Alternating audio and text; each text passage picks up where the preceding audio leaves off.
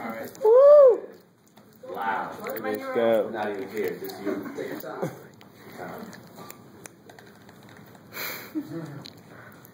I don't think anyone heard me.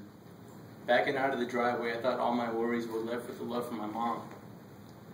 Ready to turn the ignition, and I hear a siren. Knowing that I was in for some trouble, I let out an exhale full of my demons. With the bad intentions out of my system, I could finally distinguish the sound of the siren. It was my mom crying out my name from the upstairs window. I walked into my house prepared for a bout with the greatest fighter I know. On my toes, with excuses as my only defense, I walked up to her. Despite my physical attributes and all my lungs conditioning, she could see my weakness. Throwing the first jab, hoping to win golden gloves, I asked the golden question: what am I going to do with my life? My words made us both see stars, the brightest of which emerged out of the corner of her eye. I knew it was truly a star because of the way it seemed gravity didn't affect it. With our sights aligned, she came back at me. ¿Qué hay de mal con tu vida? Not being able to slip the question, I was brought back to June 9th. All of my peers dressed in black, families coming together to celebrate the accomplishments of their children's last steps before college. For me, it was something different. For me, it was the death of my education.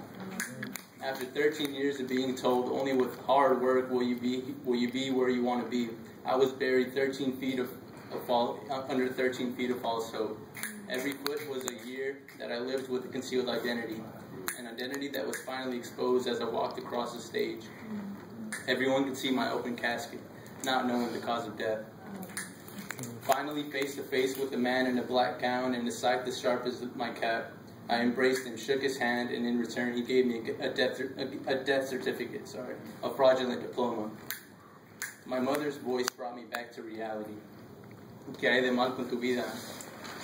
I'm not where I want to be. ¿Dónde quieres estar, mijo? In college. Isn't that why you brought us here? Los trajimos para que no tuvieran la misma vida que nosotros. What a life I have. Looking around, I see an army of tombstones. All of these graves filled with the bodies of those who one day aspire to be engineers, doctors, lawyers, educators. Those who were shoved into boxes by presidents, politicians, citizens. Topped off with shovels full of anti-immigrant rhetoric, where Americans were told that anyone darker must be below you. But I refuse to stay below. I am risen with the remaining strength of those sharing this cold ground with me. I am risen with the roaring power of Martin's voice that allows me to scream, undocumented and unafraid.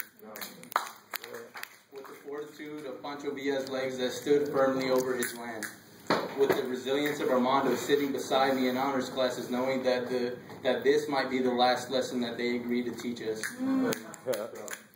I give some strength to all of those in the same situation. The strength to resurrect and make these dreams a reality.